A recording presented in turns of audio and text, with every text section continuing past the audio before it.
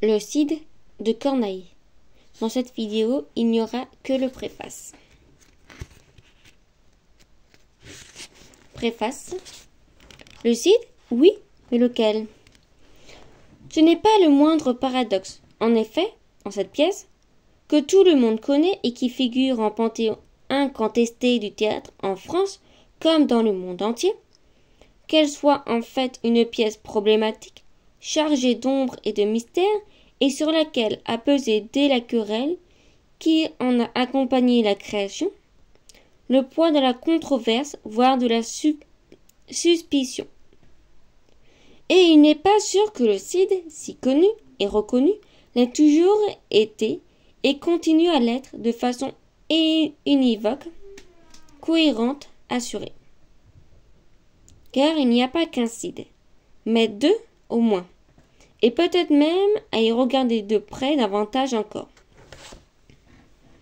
Ce qui ne veut pas dire seulement, comme c'est le cas pour toutes les grandes œuvres, que la pièce est susceptible de multiples lectures. Mais ce qui signifie plus radicalement que le texte lui-même est multiple. Corneille a bel et bien écrit au moins deux versions du Cid. Et la difficulté vient du fait qu'il n'a pas écrit dans les deux cas exactement la même pièce.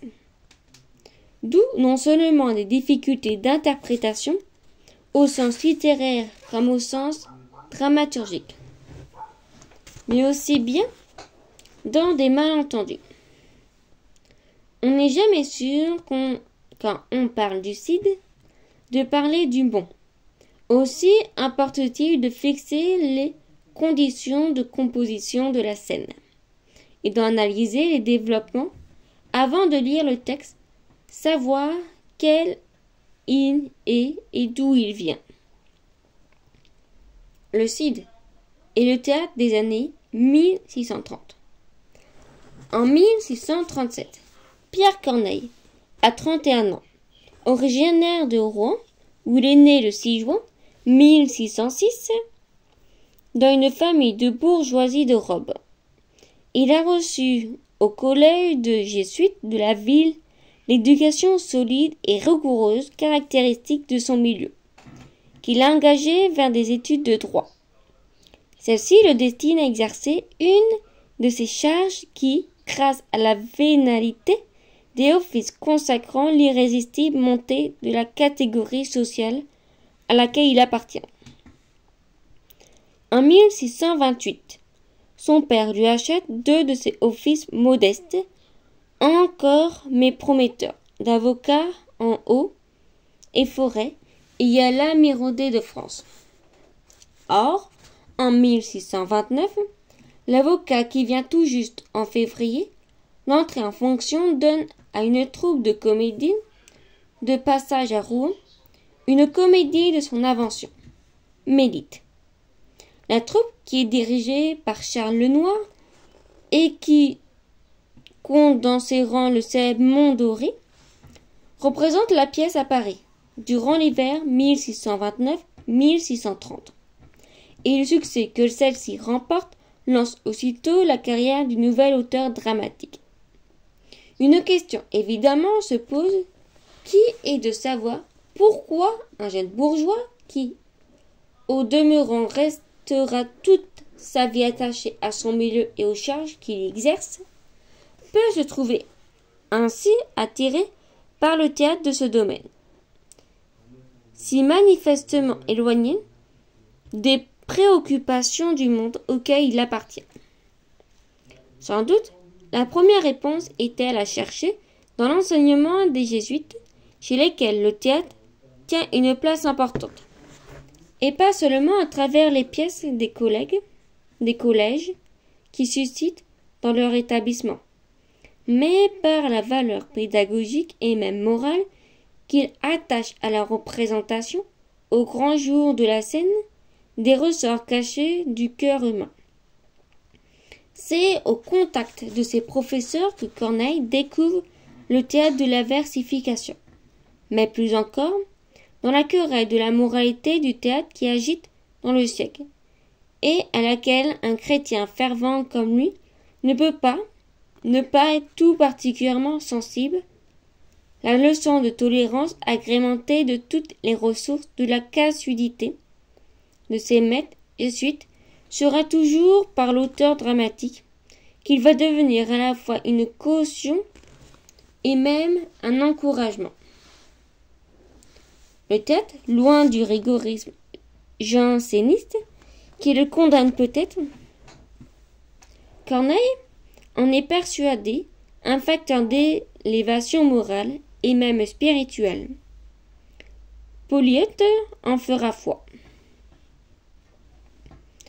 Encore faut-il que ce théâtre soit à la hauteur des ambitions dont le jeune écrivain le croit capable. Or, au début des années 1630, la scène théâtrale est encore largement occupée par des acteurs et par des genres qui ne correspondent en rien aux aspirations élevées que nourrissent Corneille et ceux de sa génération. La décennie des années 1620 a été marquée par le triomphe du célèbre trio de farceurs Turlepin, Gros-Guillaume et Gauthier-Gauguille, accompagnés de quelques campères d'eux-mêmes acabit, Tabarin ou Bruscabile, dont le répertoire donne dans la grossièreté les plus extrêmes et les effets les plus gros. Rien qui puisse attirer un autre public que celui qui fréquente ces lieux de perdition où se joue la comédie. Jeu de paume et place publique, puisque Paris ne compte alors qu'un seul théâtre installé à l'hôtel de Bourgogne, à savoir populace, soldatesque, prostituées, coupeurs de bourses et autres trains de misère. Et la scène tragique elle-même, laissant libre cours aux outrances de la tragédie irrégulière et de la tragicomédie, telles que les pratique un Alexandre Hardy, grand amateur des sujets atroces, de style hyperbolique et d'effets spectaculaires, mettant la violence de l'action sous les yeux même des spectateurs et peu faite pour séduire les esprits délicats. Or, au tout début des années 30, les choses changent. Une nouvelle génération d'écrivains apparaît qui, bénéficiant des facteurs propices, va imposer une autre approche du théâtre. Les conditions leur sont en effet favorables. Le goût manifesté par Richelieu pour le théâtre et l'idée qu'il se fait de ce que l'on appellerait aujourd'hui une politique culturelle rejoignent et encouragent longuement d'un public de plus en plus large et notamment du public mondain et des femmes en particulier. L'arrivée à Paris d'une seconde troupe fixe, celle précisément de Lenoir et Mandary, à qui Corneille a confié Mélite et son installation au jeu de paume de Marais en 1634. Crée une émulation bénéfique avec le grand comédien de l'hôtel de Bourgogne. D'autant que cette troupe apparaît plus moderne dans son jeu comme dans son répertoire. Et la mort, dans les années 1633-1637, du célèbre trio des farceurs sonne le glace d'une époque. Encouragés par Richelieu, patronnés par de grands seigneurs qui les prennent sous leur protection, les acteurs peuvent offrir à un nouveau public des pièces qui correspondent à un goût qui a lui-même évolué.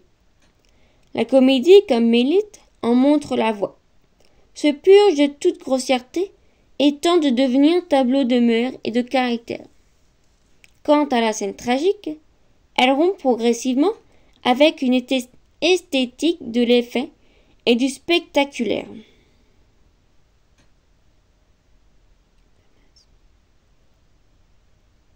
Pour imposer une intériorisation du drame. Le théâtre répond ainsi aux aspirations d'une société plus polisée, qui s'enflamme vite pour ce divertissement de joie qui lui renvoie un miroir flatteur de ses préoccupations. En 1636, quelques mois avant le Cid, Corneille enregistre dans la dernière scène de l'illusion comique cette évolution en profondeur d'un monde théâtral basé en quelques années, l'eau propre à l'engouement général. À présent, le théâtre est un point si haut que chacun l'idolâtre, et que votre temps envoyé avec mépris est aujourd'hui l'amour de tout le bon esprit, l'entretien de Paris, le soin des provinces, les divertissements les plus doux de nos princes, les délices du peuple et le plaisir du grand. L'illusion comique vers 1781-1787. Ce renouveau de la scène passe par une réflexion sur l'écriture dramatique elle-même. Ce qui en effet caractérise les pièces écrites et jouées depuis le début du siècle, c'est leur totale irrégularité, le mélange des dons, le désordre des structures dramatiques, l'invraisemblance érisée en système, ont engendré des œuvres mêlées, jouant des effets les plus gros, les faisant de l'excès la norme. Dans ces conditions, il n'est guère étonnant que l'essentiel de la réforme du théâtre se cristallise sur le problème des règles qu'on entend fixer aux pièces nouvelles. Tout autant que d'un retour théorique aux principes définis par les maîtres antiques, Aristote et Horace, il s'agit d'une préoccupation toute pratique pour favoriser le développement d'un théâtre à qui l'on donne en quelque sorte des garde-fous et des règles du jeu.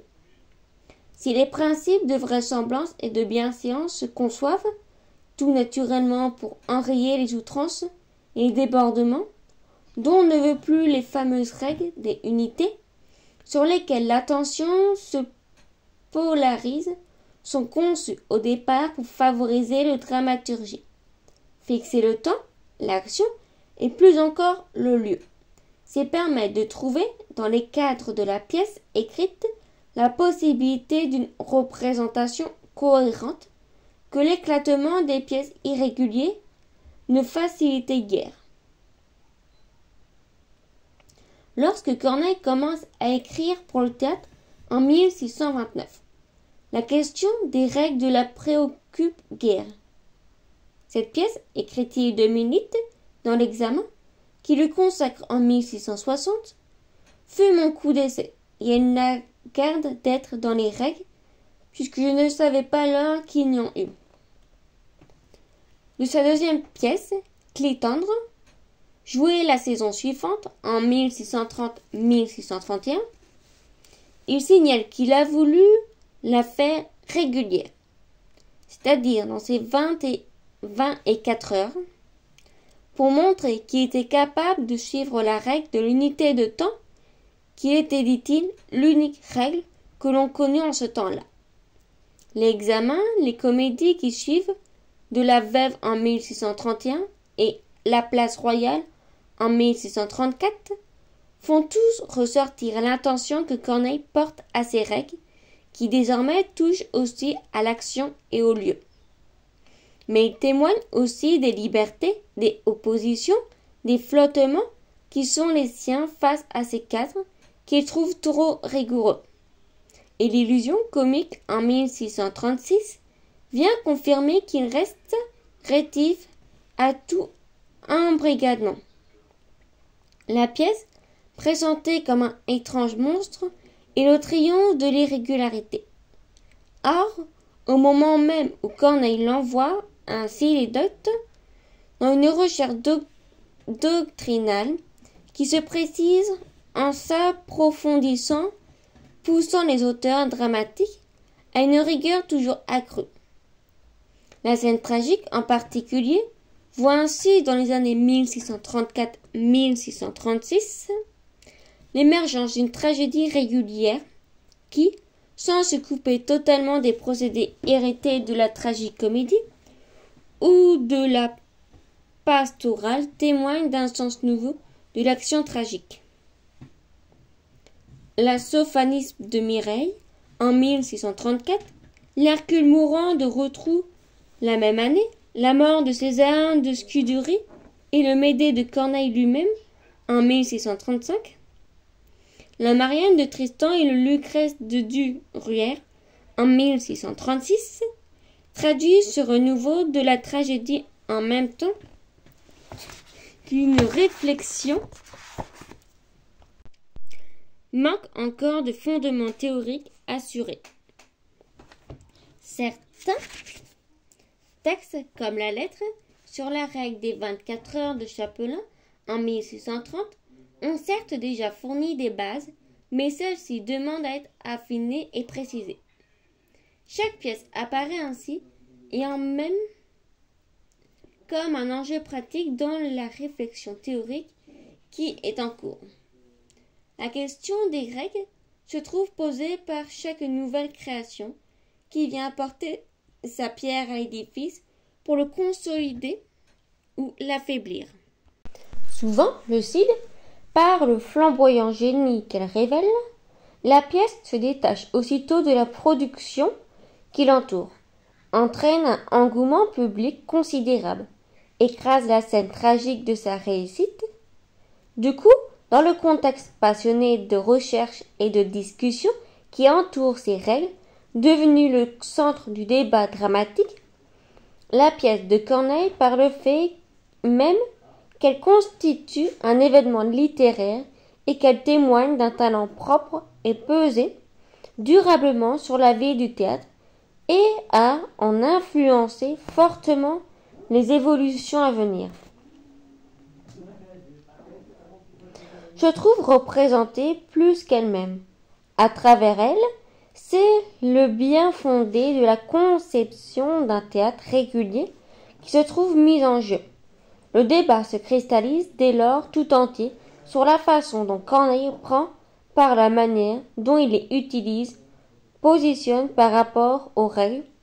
Ainsi naît la fameuse querelle du Cid, qui n'est pas le seul fait des confrères jaloux et des doctes opposants à l'esprit fermé, à quoi on veut parfois la réduire, mais bien interrogation en profondeur sur le devenir du théâtre en général et de la tragédie en particulier. Cette querelle eut en tout cas un effet connu. La publication, à la fin de l'année 1637, des sentiments de l'Académie, exprimant une position officielle peu favorable à Corneille et entraînant son retrait de la scène pendant plus de 3 ans, jusqu'à son retour en 1640 avec Horace, pièce dans laquelle il montrera une conception de la tragédie intégrant la plupart des observations qui lui avaient été opposées, et surtout dans la volonté de prouver que le procès qu'on lui a fait est un faux procès. Corneille commence à retoucher ce Cid, dont il veut montrer à ses détracteurs qu'il contient en fait tous les éléments d'une régularité qu'on l'accuse de mettre à mal. Ici commence une entreprise qui, pendant près de 45 ans, va amener l'auteur à revenir constamment sur son œuvre, persuadé qu'il est, comme il le dira dans son examen de 1660, que sa pièce est régulière, même si c'est celui de tous ses ouvrages réguliers où il s'est permis le plus de licences. Que Corneille retouche sa pièce n'a rien en soi de particulièrement remarquable. D'une édition à l'autre, l'auteur corrige, retranche, ajoute, polissant chacune de ses pièces, les premières en particulier, et les multiples variantes qu'il apporte au Cid sont même moins nombreuses que celles qui effectuent certaines de ses premières comédies. Mais les modifications que ces variantes apportent, par le fait même qu'elles se trouvent directement dépendre de la querelle engagée autour de la pièce, sont d'une nature particulière. Elles visent en quelque sorte à mettre le Cid en conformité avec l'idée que son auteur veut en donner. et à la suite des remarques et objections diverses qui lui ont été faites, elles apparaissent comme une façon de répliquer à l'argumentation de ses observations, de ses adversaires, mais aussi par telle ou telle nuance, apportée ici ou là comme une manière d'en tenir compte. Le Cid, ainsi plusieurs fois reprise sur le métier, change imperceptiblement de tonalité, et même dans l'esprit de Corneille. Le sous-titre donné à la pièce en fait foi de genre. En 1637, la première édition de la pièce porte comme titre le Cid, tragicomédie. La mention tragicomédie se maintient dans les diverses éditions qui suivent jusqu'en 1646, alors même que Corneille modifie déjà un certain nombre de vers, 16 dès la deuxième édition de 1637, 32 dans celle de 1645, mais il juge que cette transformation n'affecte pas le statut générique de sa pièce. Il n'en va plus de même dans l'édition qui figure en 1648 dans le recueil de ses œuvres. Désormais, le titre, le Cid, se trouve suivi de la mention tragédie, qu'il conservera dans toutes les éditions suivantes, et notamment dans la grande édition de 1660, où le texte sera le plus retouché. 324 vers s'y trouvant modifiés, et tout le début de la pièce transformée. C'est cette édition de 1660, à peine modifiée jusqu'à la dernière édition de 1682, qui sert traditionnellement l'édition de référence.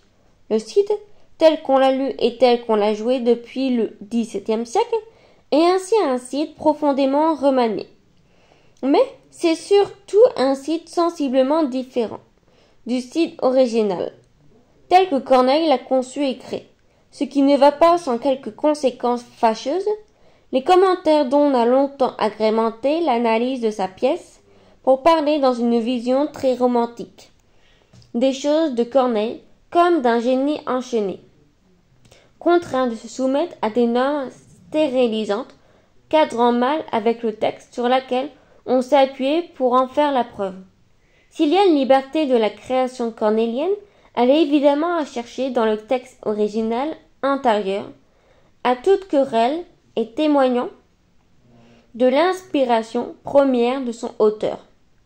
Mais, plus radicalement encore, l'histoire du texte pose avec acuité la question qui touche au sens même qu'on est appelé à lui donner. Quel est le Cid authentique? Le Cid tragicomédie. Quoique l'essentiel de sa production dramatique ait été jusque-là consacré à la comédie, de 1629 à 1636, de Milite à l'Élysion comique, il en a donné 6. Corneille s'est déjà essayé 2 fois au genre tragique, et il en a expérimenté les 2 formules. La tragicomédie, en 1630-1631, avec Clitantre, la tragédie en 1634-1635 avec Médée. Il sait donc de quoi il parle et ce qu'il fait lorsqu'il désigne le Cid comme une tragicomédie. Et la pièce qui est jouée au tout début de janvier 1637 est bel et bien une tragicomédie, répondant parfaitement aux critères habituels d'un genre dont la popularité se maintient alors au plus haut. Premier indice de cette inspiration tragicomédie, la jeunesse de la pièce, contrairement aux tragédies qui vont plus volontiers chercher leur sujet chez les historiens antiques ou dans les textes bibliques, provient d'un texte dramatique récent, lui-même hérité d'une histoire que le temps a progressivement transformée en légende.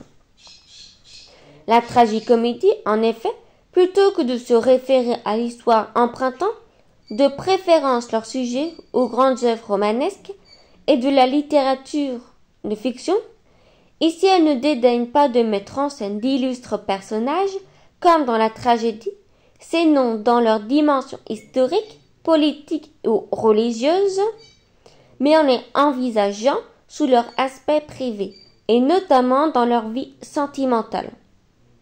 Or, la légende du Cid, telle que Corneille l'a recueillie, a totalement transformé la réalité historique du personnage en geste fabuleux. Dès le premier poème du Cid, célébrant au XIIe siècle les exploits de Rodrigue de Bivar et les romances qui suivent, l'accent est fortement mis sur les aventures personnelles du héros, épousant sur ordre royal la fille d'un grand seigneur qui l'a tué.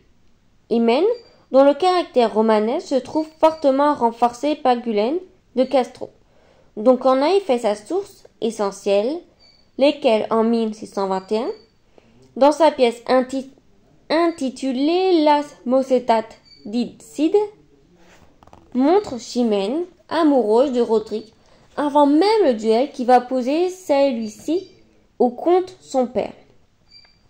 On est donc devant une de ces histoires d'amour faites de bruit et de fureur, riche d'une matière propre à nourrir une action complexe et spectaculaire, car, outre le duel, la pièce de Guylaine de Castro n'oublie aucun des exploits légendaires qui en fait la renommée du héros, et offre ce moteur dramatique si brisé de la tragicomédie. La vengeance, le choix d'un tel sujet, n'est donc pas gratuit. Il correspond parfaitement à une dramaturgie de l'effet, trouvant dans une intrigue embrouillée, dans un conflit porteur de toutes les violences dans des personnages aux sentiments passionnés, se débattant dans des situations extrêmes et embrassant le tout dans une intrigue sentimentale extraordinaire. Gage de tous les retournements et de toutes les outrances, la voix de ce qui est très précisément la tragicomédie. En écrivant le Cid en 1637, Corneille propose à un public habitué aux pièces de Scudéry, de Rotrou de Dureil, et qui n'a pas oublié encore le flamboyant théâtre de Hardy, une œuvre qui répond à sa définition, tragicomédie. Dit le sous-titre, il n'y a pas fraude sur l'appellation. Pour autant, et il suffit de comparer la pièce à Clitandre pour s'en rendre compte. Le Cid, en 1637, est une tragicomédie assagie, passée au crible, sinon de l'orthodoxie régulière où les doctes engagent le théâtre, du moins à celui d'une concentration dramatique et d'une élévation de ton que la tragicomédie de jeunesse, faite par l'auteur dramatique débutant comme un exercice de style pour se mesurer au maître du genre, ne s'était guère soucié d'envisager. C'est ainsi que Corneille tend à l'éloigner de la scène le spectacle de la violence physique, reste un soufflet donné aux vues de toute une épée sanglante, brandie par le héros sous les yeux de celle qu'il aime. Mais le duel et la mort du comte sont rejetés en coulisses, et l'affrontement avec les morts donne lieu à un simple récit. Dans Clitandre, les affrontements avaient lieu sur la scène, et le spectateur pouvait voir de ses yeux les marques sanglantes d'un criminel poursuivi à la trace, une tentative de viol et même un œil crevé par un coup de poinçon. Le Cid refuse cette outrance, comme il refuse ce qui, dans la pièce de Guylaine de Castro, offre une image trop hétéroclite de personnages et de situations. Ainsi disparaît la scène où Don Dieck mord le doigt de son fils pour l'éprouver, et ce n'est plus un berger peureux réfugié sur un arbre, mais le héros lui-même qui raconte le combat contre les morts.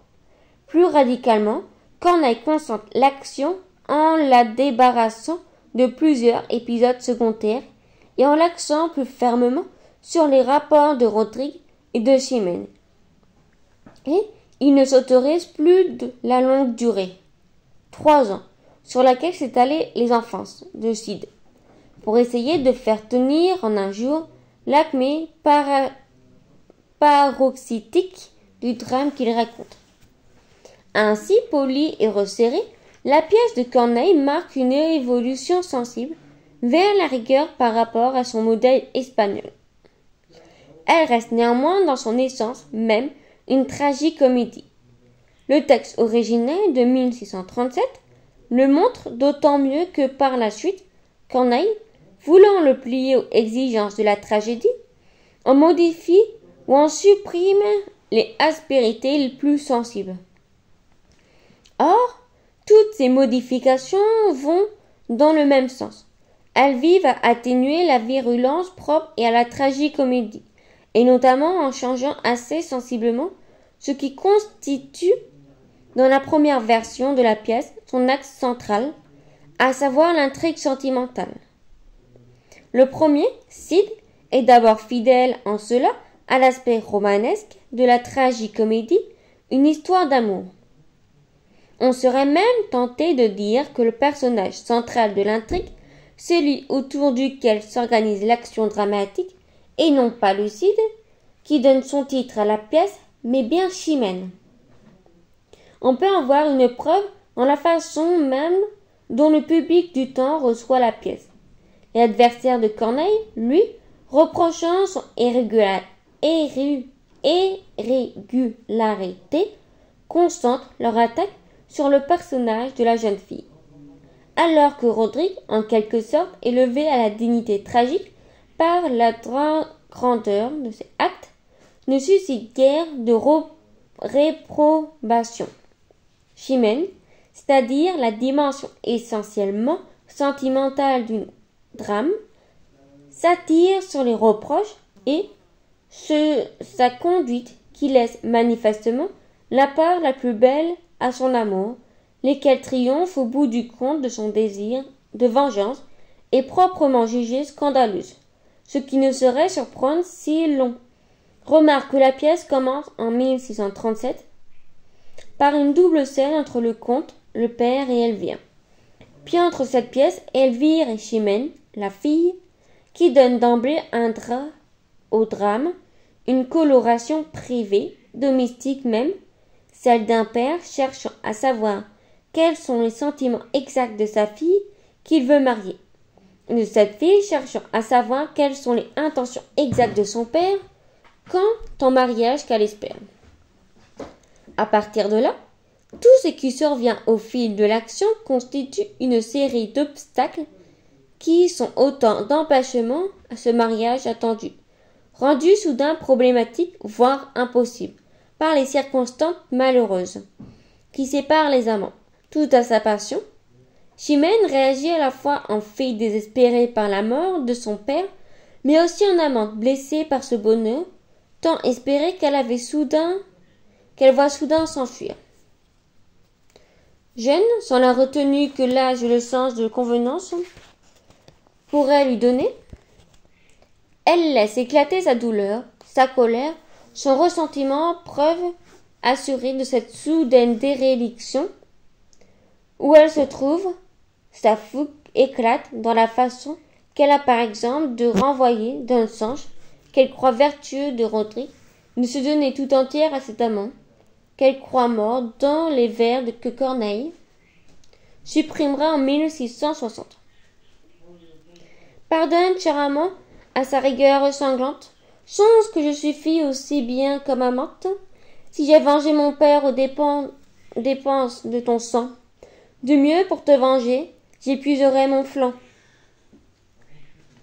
Et c'est la même fougue qui, devant le roi, qui lui donne Roderick comme époux, lui fait mettre en avant le côté choquant qui s'attache à cette union avec l'assassin de son père, au moment où le cadavre du comte n'est pas encore en terre, mais qui aussi a tout à la fois alors, même qu'elle demande que l'échéance nuptiale soit repoussée, on accepte le principe. Mais à quoi que déjà vous m'ayez condamné, sire, quelle apparence à ce triste hyménée, qu'un même jour commence à funeste mon deuil, mettre en mon lit Roderick et mon père en cercueil? Ce lit scandaleux, Corneille le supprime, lui aussi en 1660. Partant, il supprime ce qu'il y a d'irrépressible, d'irraisonné et pulsionnel dans cette passion excessive comme toutes les passions. L'amour a, dans le premier Cid, une puissance telle qu'il domine toute la pièce. Posé dans la première scène, Comme le principe de l'intrigue, le mariage repoussé par le développement de l'action constitue lorsqu'il est enfin accepté par Chimène. Le dénouement heureux propre à la résolution du conflit tragicomédie. Il marque aussi symboliquement le triomphe d'un monde sur un autre. D'un côté, celui des pères s'exprime en conception ancienne, féodale et masculine de l'amour. Homme de guerre avant tout, celui-ci n'intègre que le paramètre amoureux que de façon brute et brutale. L'amour n'est qu'un plaisir et l'honneur un devoir, affirme Dandiek devant son fils et, en un vers maxime porteur d'une vérité qui ne souffre pas la constatation et la justification qu'il en donne. Nous n'avons qu'un honneur. Il est temps de maîtresse. Repose sur l'idée que l'amour n'est, c'est Dandiek encore qui le dit, qu'une faiblesse. Les femmes n'apparaissant dès lors que comme secondaires, voire interchangeables. Cette conception se trouve mise en question et finalement en ruine par une autre tout opposée qui est celle d'une jeunesse qui croit en l'amour. Roderick, Chimène, l'enfant sont des enfants de l'Astrée, de ce monde romanesque nourri de néoplatisme et de toute la séduisante magie d'un univers galant dont ils découvrent à la fois des délices et des brûlures. Pour eux, l'amour est un plaisir et la sensibilité qui court tout au long de la grande scène de nuit, où Roderick vient rejoindre Chimène dans ses appartements, le montre bien. Mais c'est aussi, et plus profondément encore, une valeur morale susceptible de donner un sens à leur vie, l'élévation héroïque à laquelle la situation les contraint. Loin de faire obstacle à leur amour, le grandit, Chimène aime Roderick de ce qu'il est dû faire, alors qu'elle considère qu'il trahit l'amour qu'elle lui porte s'il s'était dérobé en devoir de vengeance. Tu t'es, en m'offensant, montré digne de moi, lui dit-elle dans cette perspective. Il y a moins conflit entre amour et honneur que nécessité de répondre à l'honneur pour être digne de l'amour. Toutes les complications, les rebondissements, les péripéties diverses qu'agrémentent un certain nombre d'éléments dramatiques traditionnels, fausses morts, quiproquos, évanouissements, affirment ainsi en 1637 la structure tragique-comédie d'une pièce dont le moteur dramatique est l'amour, saisi dans le feu d'une jeunesse passionnée que le meurtre symbolique du père met face à ses responsabilités. La double valeur, nuptiale et meurtrière, du lit qu'évoque pour finir Chimène le dit en un raccourci saisissant. Le Cid, tragédie. Cet amour se heurte pourtant dès 1637 à quelque chose qui le dépasse, l'enjeu de l'affaire d'honneur où les deux amants se trouvent pris à une dimension sociopolitique qui déborde leurs seuls sentiments privés. Après le Cid, pour la première fois, Corneille investit le champ politique. Peut-être le contexte immédiat de la guerre contre les Espagnols joue-t-il son rôle avec cette offensive qui, au début de 1636, a amené ceci jusqu'au Gorbis. La panique s'installe à Paris, où l'on redoute de voir surgir l'ennemi, mais une contre-offensive française regagne le terrain perdu et repousse l'assaillant. Le soulagement est d'autant plus fort que la peur a été grande, en ce péril conjuré semble directement inspiré de façon dont Roderick prise l'attaque des morts et sauve l'État. Toutefois, cette actualité, qui n'est sans doute pas pour rien dans le succès d'une pièce qui exalte et consacre d'aussi belle façon une victoire retentissante, n'est qu'un des éléments d'une réflexion plus vaste sur le devenir même de l'État. Corneille, relisant la légende du Cid et la lumière du monde où il vit, capte en profondeur les lignes de force de la France monarchie de 1630. Roderick et Chimène sont certes des héros espagnols appartenant à l'histoire et à l'imaginaire légendaire de leur pays, mais le drame qu'ils vivent se trouve beaucoup plus tributaire des conditions sociales et politiques contemporaines de Corneille que de celles de lointaine Castille du XIe siècle. Ce qui fait la tragique de leur amour, c'est qu'ils se trouvent confrontés à une situation qui, alors même qu'elle n'aurait guère posé problème dans un système féodal, consacrant le droit du plus fort, fait intervenir des éléments nouveaux qui viennent singulièrement compliquer les choses. La véritable complexité du Cid, plus que dans des croisements du fil dramatique et des rebondissements incessants de l'action, sur lesquels reposent pour l'essentiel la dramaturgie et la tragicomédie, tient en effet dans l'entremêlement implacable d'une intrigue privée et d'un enjeu collectif.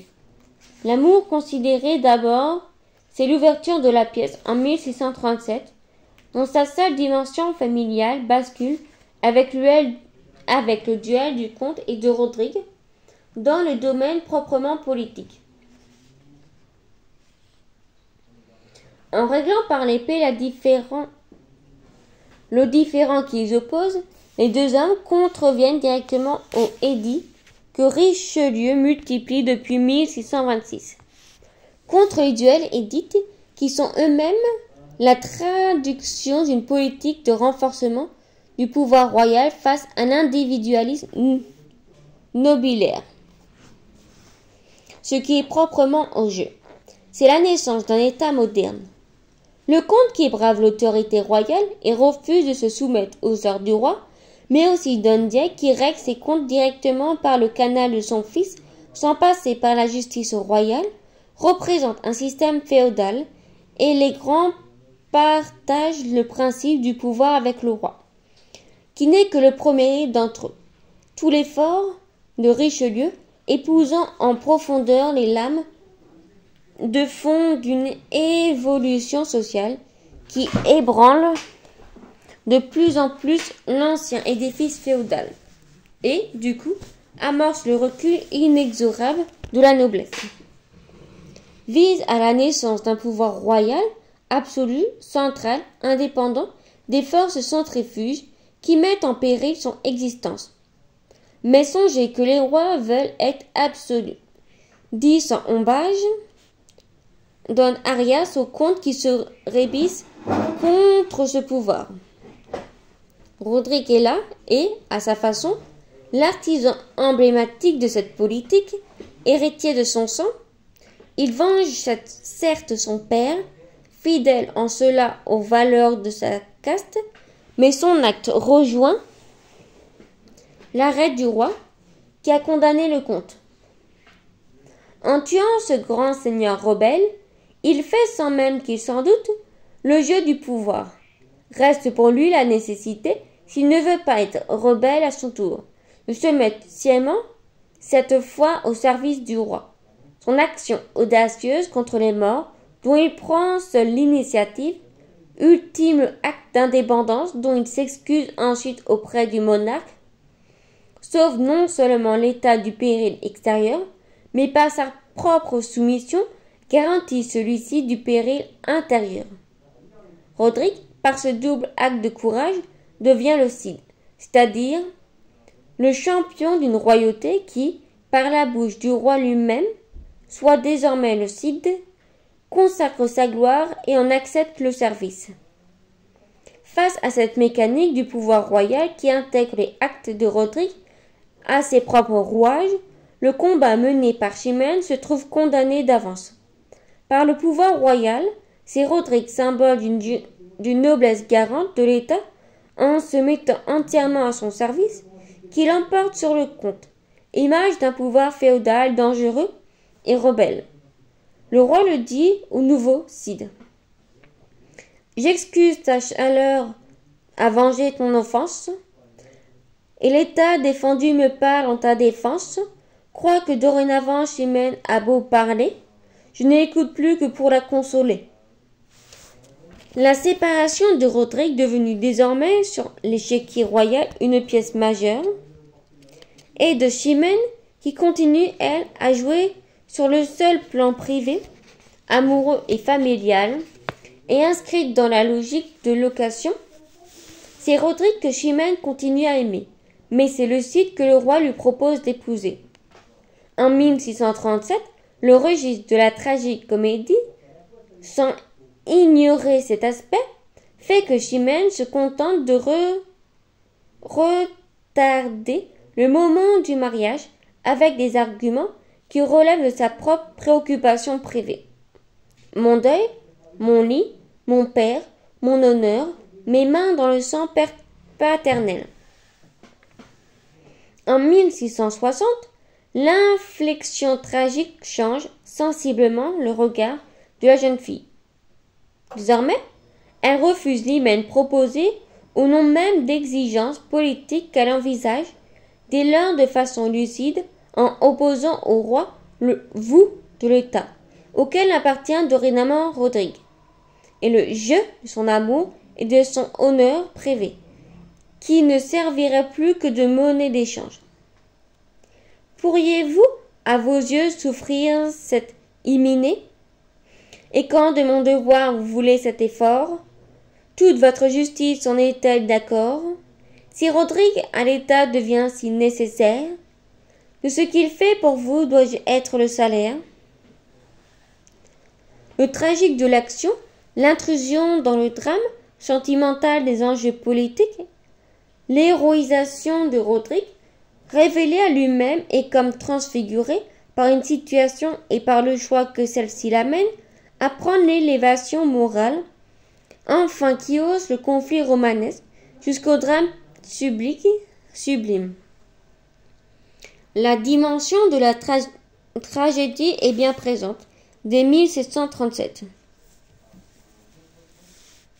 Dans la pièce de Corneille, mais pour qu'elle l'emporte, encore faut-il que, sensibilisée par les critiques qui relèvent précisément ce qu'il peut y avoir de discordant dans une pièce dont l'inspiration tragique, comique, semble dénaturer les potentialités tragiques, Corneille décide de retoucher son texte.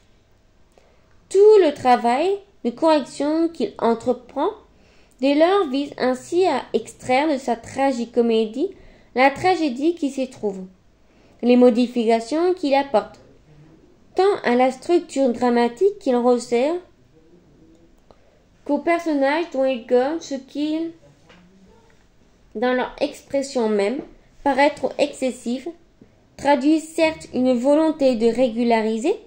Son texte est ainsi de faire pièce en reproche de ses adversaires, mais surtout témoignant d'un changement de perspective dramatique. Il y a bien deux Cids successifs, et c'est pourquoi d'ailleurs le Cid de 1637 est essentiel. Il est le texte pivot dans la carrière de Corneille, celui par lequel passe, par l'auteur de Mélite et de l'illusion comique, l'inflexion vers la tragique porteuse de pièces à venir. Le Cid, commis tragique, tragédie. Car si le Cid est l'amorce des grandes tragédies, il importe de ne pas oublier à quel point, notamment par son intrigue amoureuse, il se place directement dans la ligne des comédies qui ont précédé. De Mélite à l'illusion comique, la structure dramatique s'organise selon une formule qui n'est pas propre à Corneille, mais que l'on trouve déjà, par exemple, dans la Commedia erudica italienne, autour de deux couples embarqués dans des péripéties sentimentales compliquées qui finissent par se débrouiller dans un dénouement heureux, qui clôt le tout par un double mariage. Au départ, Corneille joue de ce schéma convenu avec délégation, y introduisant même, pour faire bonne mesure, un cinquième personnage, c'est-à-dire qu'il y en a un de trop, et que la résolution de l'intrigue passera donc par la mise à l'écart de cet élément superflu. Philandre, trop inconstant, fait ainsi les frais dans Mélite et de la double union qui rapproche Mélite à Tircis d'un côté, Héras et Chloris de l'autre, et Alciton se retrouve dans la veuve, pareillement écartée, tandis que se trouvent réunis Clarisse et Philiste, ainsi que Doris et Célidan. Or, ce schéma comique de base, Corneille, peu à peu le fait évoluer pour une concentration dramatique qui tend à réduire le nombre de protagonistes et à modifier la nature même des obstacles qui s'opposent au bonheur des amants. C'est déjà sensible dans la galerie du palais, où la situation initiale, l'amour de Lysandre et de Célyté, perturbé par les menées sentimentales d'Hippolyte et de Dorimant, se retrouve être, une fois ces menées déjouées, la situation finale. C'est en eux-mêmes que les amants trouvent leur principal obstacle, la doute, la jalousie. Et c'est cette épreuve intime qu'il leur faut surmonter pour que la comédie arrive à son terme. La suivante est la place royale, accentuant encore cette concentration qui fait passer cette mécanique comique extérieure au mécanisme intérieur du sentiment. Dans cette dernière pièce, le couple central, Alidor-Angélique, ne parvient d'ailleurs pas à surmonter ses propres obstacles personnels et l'union finale du couple secondaire, Cléandre-Phyllis, met d'autant plus en lumière la désunion du couple central. La comédie se termine dans la grisaille de la séparation, inversant ainsi le schéma comique du mariage final, imposant la solitude des deux amants. Le monde comique de Corneille tel qu'il apparaît à travers cette évolution sensible d'une pièce à l'autre est donc complexe. Aux personnages qui s'agitent, se poursuivent, jouent en quelque sorte la comédie du sentiment, telle qu'on les voit dans les premières comédies. Succèdent des cœurs qui s'ouvrent vraiment. Les amants qui se quittent pour de bon, une solitude qui rôde. Les comédies de l'apparence joyeuse font place aux comédies d'une réalité plus ambiguë. Et c'est ce jeu de l'apparence et de la réalité que fait le fond de l'illusion comique, moins rupture avec les pièces précédentes que couronnement d'une problématique qui s'y est progressivement mise en place. Les héros sont pris dans un bal amoureux qui accumule les obstacles, le sang coule, les amants doivent surmonter l'épreuve de la prison, puis de la fuite.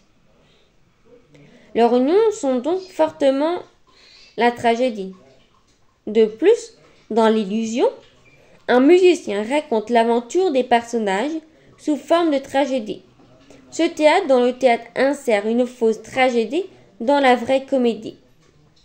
Corneille a donc ainsi dépassé la limite étroite des genres en liant la tragique au comique dans une pièce qui est sans doute un étrange monstre, mais qui dit mieux qu'aucune autre l'essence du théâtre, et qui est en une étape capitale dans l'évolution du théâtre cornélien. Ainsi, en se resserrant sur les personnages et leurs conflits intimes, les comédies de Corneille appellent en quelque sorte la tragédie. Une certaine cruauté du jeu amoureux sensible de Mélite a peu à peu envahi la scène, jusqu'à aboutir à ce trame grinçant qui en fait la suivante, à cette méditation quasi théologique de la vertu d'indifférence qui est la place royale. À cette réflexion sur l'illusion et la vérité, le théâtre et la vie qui est l'illusion comique. Dans ces conditions, le style n'est pas une rupture, il est la pièce où, dans cette bipolarité dont est porteur le théâtre cornélien, le courant s'inverse, la tonalité bascule, comique appelant la tragique, la scène cornélienne devient tragique, sans se couper de sa composante comique, le Cid. En 1637, commence en fait, on l'a vu, comme une comédie familiale. Un père inquiet du mariage de sa fille et qui se renseigne auprès d'une suivante qui l'utilise comme espionne pour savoir qui elle aime. Une fille elle-même inquiète des sentiments de son père qui attend avec impatience le compte rendu de la dite suivante, laquelle même double jeu pour savoir quelle décision il a prise. Avec pour renforcer encore le schéma que l'on trouve dans les premières comédies, une autre jeune fille également amoureuse du même jeune homme, et qui confie ses propres espoirs à sa suivante. Si le rang social de tous ces personnages, un grand seigneur, une infante, l'ombre du roi qui plane, interdit évidemment de les assimiler au monde habituel de la comédie. Leur attitude, leur façon d'être et de réagir, comme n'importe quel homme et n'importe quelle femme, et la familiarité même qui baigne l'atmosphère de ces conversations domestiques, maintiennent ces premières scènes dans un éclairage de simplicité et d'humanité commune, ce qui même, vu l'élévation sociale des protagonistes, fait peser sur eux le poids léger mais sensible d'un certain ridicule. Ce conte, grand capitaine sur qui repose le sort du royaume et qui aspire à devenir gouverneur du prince, se conduit comme n'importe quel père de comédie, prêt à soudoyer une servante pour tout savoir des sentiments de sa fille. Et cette tonalité joue sur la scène suivante, celle-là même où se noue le trame pour l'affrontement de deux pères. Voir en effet ce personnage du conte qu'on vient de quitter tout préoccupé de ses problèmes domestiques. Revenir hors de lui, gesticulant, haussant le ton, se prenant de colère avec un vieillard aussi entier que lui. Cela, malgré la gravité de la situation et l'importance de l'enjeu, ne laisse pas de faire penser à ces scènes de comédie ou de vieillards coléreux, jetant leur mérite à la figure, dans une surenchère verbale et gestuelle qui les amène à en venir aux mains. On touche ici dans la structure d'une telle scène à un aspect si particulier qu'il apparaît comme spécifique de la pièce entière. La grandeur, la force, la hauteur, tout ce qui fait la tragique de la scène est davantage question de tonalité et de situation. On est en même point extrême de l'équilibre, qu'on accentue un peu les effets, qu'on inspire, qu'on appuie sur les attitudes, qu'on force le trait et la pièce risque de basculer sous l'entrance comique. Si le Cid a suscité toute la parodie est connue de Georges Fourest au pastiche de collégien, tant de prolongements comiques. Ce n'est pas le fait du hasard, c'est que la pièce est sur le fil, Corneille lui-même y est sensible, qui recompose entièrement les scènes d'envergure en 1666 et accentue tout de long la pièce de dignité tragique. Mais au-delà même des retouches ainsi rapportées, le fait demeure, le Cid fait constamment écho aux comédies qui l'ont précédé. Entre le conte et Métamore, il n'y a guère que la différence des vrais et faux, mais l'apparence est la même. Le seul bruit de mon nom renverse les murailles, défait les escadrons et gagne des batailles. Grenade et les dragons tremblent quand ce fer brille, mon nom sert de rempart à tout la Castille. Les vers se suivant et se ressemblant. Les deux premiers portent sur des métaphores. Les deux suivantes du conte, l'illusion, on le voit, est totale. Les exemples sont multiples dans ces résonances d'une pièce à l'autre sans que l'apparence de chacune en genre comique ou en genre tragique permette toujours de trancher. Ainsi, Chimène s'évanouit lorsqu'on vient lui annoncer la mort de son amant. Mais voyez quelle Pam, tout comme Mélite, s'évanouissait en apprenant la mort de Tircis. Hélas, soutenez-moi, je ne puis plus, je pâme. Et, dans les deux cas, l'annonce de la mort est fausse. Mais, alors même que dans la comédie c'est un jeune homme, Lysis, qui veut éprouver par cette feinte le cœur de la jeune fille, plaisanterie douteuse, mais compréhensible, c'est le roi lui-même qui, dans le Cid, a recours à ce subterfuge et le met en scène comme une pure comédie, demandant à ceux qui l'entourent d'entrer dans son jeu. Contrefait le triste, le procédé semble si peu en accord avec la dignité royale que Corneille, en 1660, corrige ce contrefait, qui sent un peu trop sa grimace montrée en un œil plus triste, qui peut offrir plus de tenue et n'enlève rien au déguisement comique, et multiple sous les situations de ce type déjà expérimentées dans la comédie et reprises presque en l'état d'ici. Seul change la nature des personnages. par l'approfondissement que Corneille donne à ceux-ci et élargit en fait les problèmes dont ils sont porteurs. Dans les comédies, ce qui prédomine en effet, c'est la dimension privée. Alidor, sur ce point, dans la place royale, exprime le plus haut point de philosophie personnelle auquel l'amour puisse conduire l'individu. Avec Rodrigue et Chimène, le privé se heurte au social et au politique. L'idylle des deux jeunes gens, lorsque la pièce commence, n'appartient encore qu'à la sphère du privé. Le développement de la situation transfigure leurs problèmes personnels et les devoirs de la réparation et la vengeance auxquels ils se trouvent confrontés, les entraînant dans la défense des valeurs du groupe social auquel ils appartiennent. Puis, par les implications que cette défense comporte, fait de leur amour une affaire d'État. Tel est le sens de la transformation de Rodrigue en Cide. L'individu devient héros et du coup le drame personnel se transcende en tragédie politique. Néanmoins, dans ce nouveau rôle qu'il se doit d'assumer, le Cide ne perd rien de son être affectif. Son amour pour Chimène, non seulement ne s'en trouve en rien affecté, mais il est même comme renforcé par l'exigence morale qu'implique son statut de héros, face à son père qui distingue la façon brute et brutale des deux. L'amour n'est qu'un plaisir et l'honneur un devoir. Rodrigue tient d'emblée à s'opposer à cette distinction réductrice.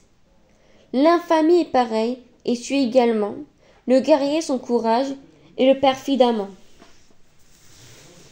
C'est en cela que réside le caractère particulier de ce drame. La grandeur des intérêts d'État, la défense de l'honneur de caste, l'exigence de la vertu personnelle n'excluent pas, mais au contraire intègrent les passions, les souffrances, les battements intimes du cœur. Les pièces marquent à la fois une héroïsation du Cide, ce qui rend le personnage sublime. Mais elles conservent toute son humanité à Rodrigue, ce qui le rattache à tous ces êtres de chair et de sang qui font la comédie humaine, et qui faisaient en particulier les premières comédies de Corneille. Même fougue, même jeunesse, même rapport difficile avec le père, même exaltation suivie des mêmes embattements, même déclaration enflammée. Au sein de la tragédie à laquelle il accède, les personnages restent des individus, avec leurs faiblesses, leurs petits côtés, leurs ridicules même.